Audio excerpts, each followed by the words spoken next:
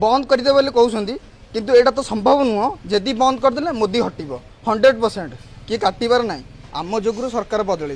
किंतु आम चाहिए जब आउ थे सरकार बदल पार किंतु एटा जो आमर खाइबाटा होता आम ए स्टूडेंट आम पाठ पढ़ा जाइलु आम बापा माँ मु पैसा पतर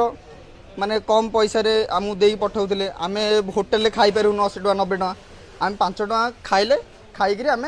पढ़ू पढ़ी आम कि करें आम माँ बापा मैंने खुशी हे जदि बंद करदे बोली कहते किंतु एटा तो संभव नुह जदि बंद करदे मोदी हटब 100% किए काटबार ना ओडिशा रे नंबर 1 सीएम है